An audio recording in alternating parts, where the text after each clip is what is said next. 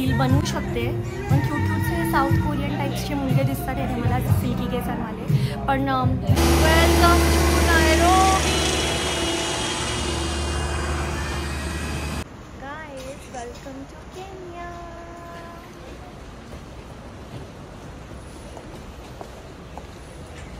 हे आहे इथलं अरायवल. नैरोबी आहे केन्याची राजधानी, जी आहे आफ्रिकामध्ये. आणि केन्या हे इंडियापासून 2.5 तास पाठी. तर आम्ही इकडे पोचलो सकाळी 6 वाजता. आमचा स्टे आहे क्राऊन प्लाझा हॉटेलमध्ये. हे एअरपोर्ट प्रिमायसेसमध्येच येतं. याला कार्गो एरिया बोलतात. तर आजूबाजूला सगळ्या कार्गोच्या बिल्डिंग्स आहेत.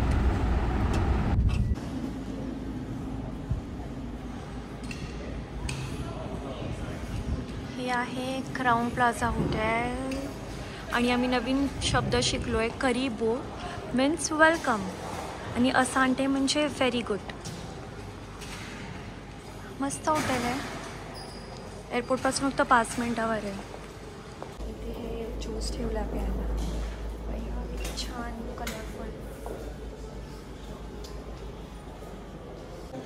आम्ही आता ब्रेकफास्ट चेकआउट करायला इकडे आत चाललो आहे. आणि हे इथून व्ह्यू मस्त आहे एकदम. बघूया ब्रेकफास्टमध्ये काय आहे. Good morning. थँक्यू. आणि वेअर कॅन वी सिट. इथला ब्रेकफास्ट क्रोसॉ, ब्रेड बटर. आणि हे छोटूसाच आहे ब्रेकफास्ट. ज्यूस वगैरे आहेत, कॅरेट, जिंजर आणि फ्रूट्स आहेत, कट फ्रूट्स सगळं आहे इकडे. हे काय आहे? I guess soup. एवढं सकाळी सकाळी सूप कोण पितं यार. आणि चीज इथे काहीच नाही. दिस इज वॉट. मला नाही आवडत. फ्राईड राईस, सॉसेजेस आणि पोरेज अँड सॉसेजेस वेगवेगळ्या टाईपचे. तर हा आहे इथला मेन्यू. माझ्या दिवसाची सुरुवात एकदम हेल्दी. पायनॅपल आणि मिंट. बापरे, माझे केस कसे झालेत. तर मी आता इकडे आली आहे आणि शेफची वाट बघते. शेफ आल्यावर इकडे एग बनवून देणार. My name is Chef Kevin. Chef Kevin. Yeah. Okay, hi Kevin. Hi. And I would like to have 2 eggs. This is chicken, right? Yeah. So 2 eggs with cheese. With cheese. Yeah. How do you like your eggs? Scrambled. Scrambled. All right. That's it. Thank you. Okay. Thank you. How do you say thank you? Asante. Asante. Asante. Asante Kevin. Okay. Me actually माझा plan cancel केला आणि मी omelette खाते आहे. Mushrooms आणि tomato आणि onion टाकून.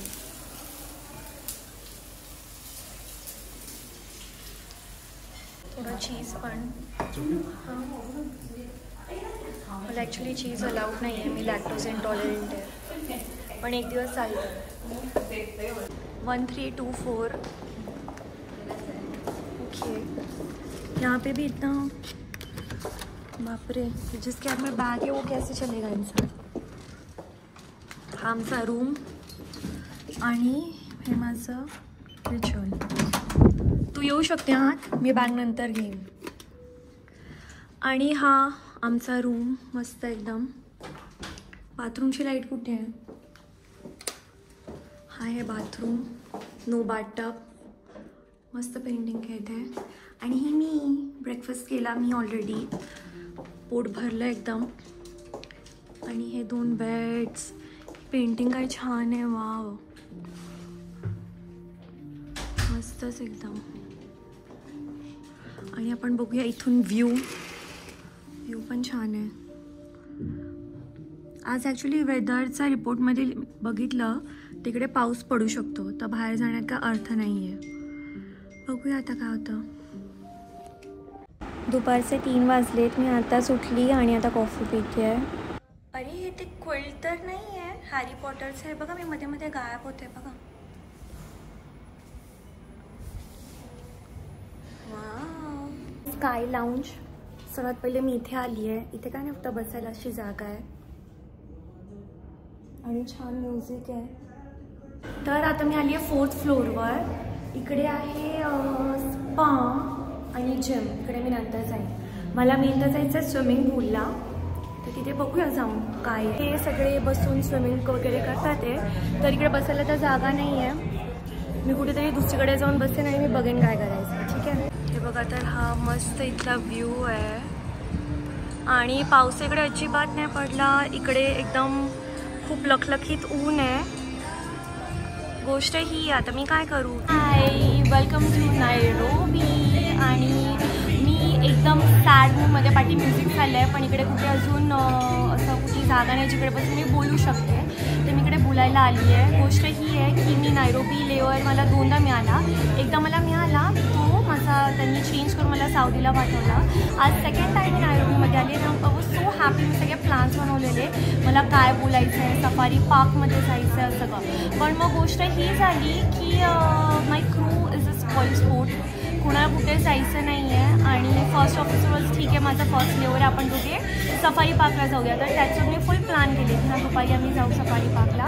आणि मला बघायचे होते लायन्स, कारण मी झूच्या अगेन्स्ट आहे, पण मला ते सफारी वगैरे टाईप्स आवडतात. तर मी नोबितारा सँच्युरी जी गुवाहाटीमध्ये ना इंडियामध्ये तिथे पण गेली. तिथे ते आम्ही सगळे क्रू गेलेलो आणि तिथे मी बघितलेला 1 हॉर्न रायनोसेरॉस.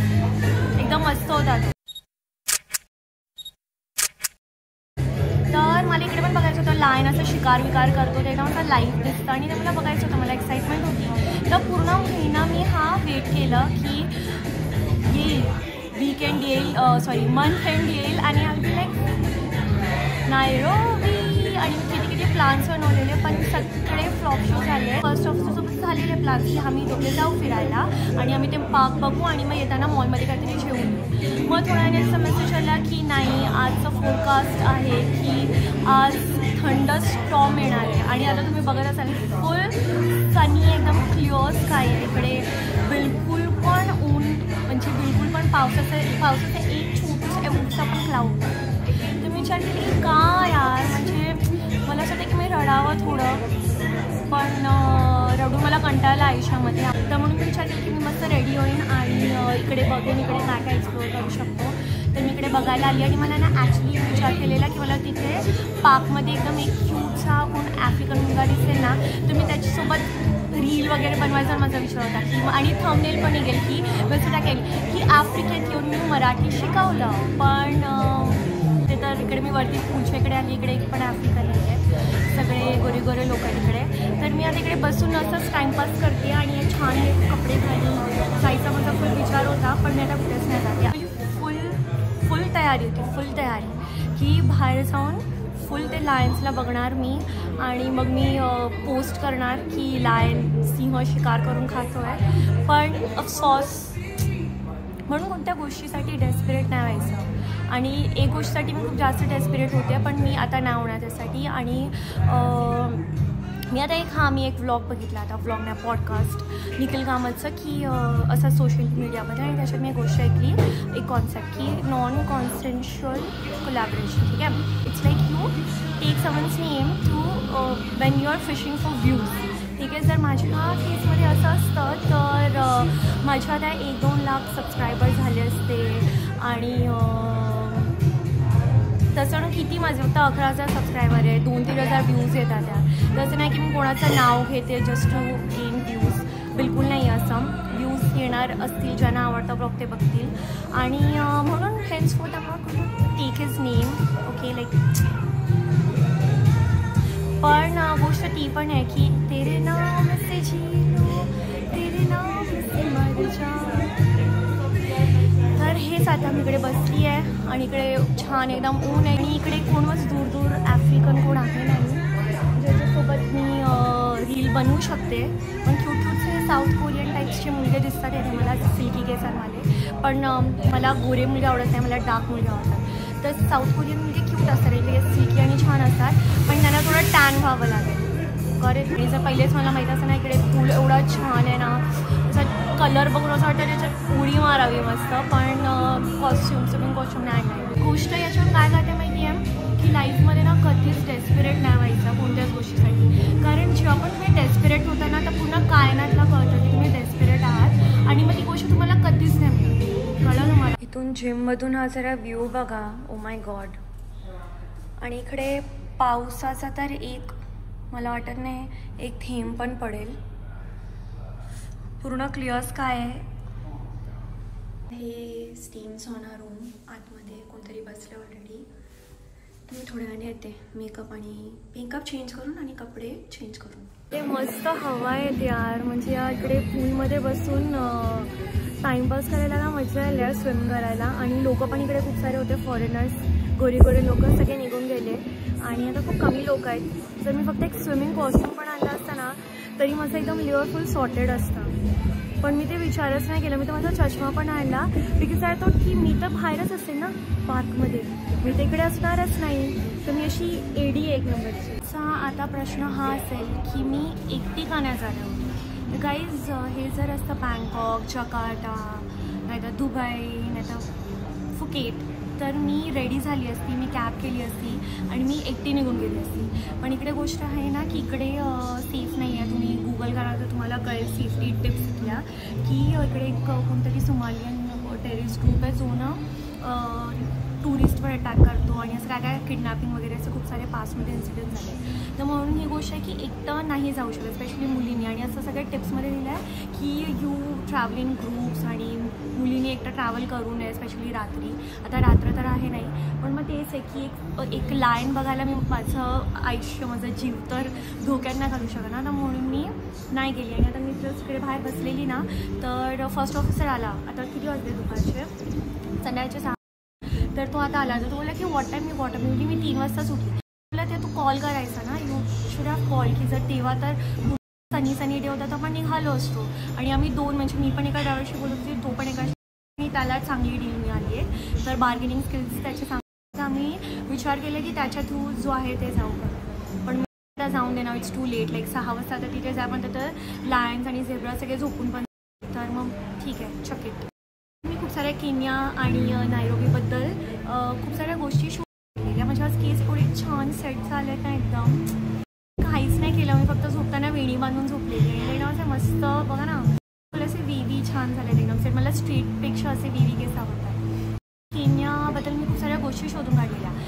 तर केनियामध्ये यूज होतं केनियन शिलिंग आणि इकडे डॉलर्स पण यूज होतात. तर मी पहिलेच तिथून येताना ना डॉलर्स दिले. आम्हाला लेवर अलाउन्स पण डॉलर्समध्ये झालेला. कधी लोकल करन्सीमध्ये येतो कधी US डॉलर्समध्ये. मी विचार केले इकडे येऊन टाईम वेस्ट नाही करायचं. ते ऑलरेडी काढून आणि मग मी किती छान हवा आहे ते. आणि इकडे तुम्हाला इकडे 16 to 24 डिग्रीज असतं टेम्परेचर. सध्याकडे 17 डिग्रीज आहे. इकडे थंड आहे आणि पाठी ऊन आहे ना ते लागत पण उन्हाचा इंडियामध्ये एवढा त्रास होतो ना मला असं डिरेक्ट जातं. पण इकडे आता ऊन छान असं थंड ऊन. इकडे सगळे मस्त गोरे लोक बसलेत आपलं टॅन करायला. तर मग मी तेच बसली आहे. आणि अजून मी काय शोधून काढलेलं नायरोबी तर मला ना ॲक्च्युली नॉनव्हेज खायची गरज खूप आहे. आजकाल मला टू डू लिस्ट बनवून ठेवावी लागते की ह्या करायच्या. तर मग तेच आहे. मी आता कोणाशी फोनवर तर बोलू शकत नाही. कोण आहे ना फोनवर बोलायला. मी विचार की may not just talk about whatever. आणि जे पण मी शोधून काढलं ते मी बोलेन. तर अजून मला काय बोलायचं होतं ना मग शिलिंगबद्दल मी तुम्हाला सांगितलं. हां आणि का इंडियापासून 2.5 तास बाकी आहे. तर तिथून ना फ्लाईट टाईम होता काहीतरी 5.5 तासाचा. आणि ना मी साऊदीच्या थोडं लेफ्ट साईडला खाली आहे आफ्रिका. ठीक आहे. ती जेटावेटाला जायला 6-6.5 तास आणि इकडे आम्हाला 5.5 तासच लागले फक्त.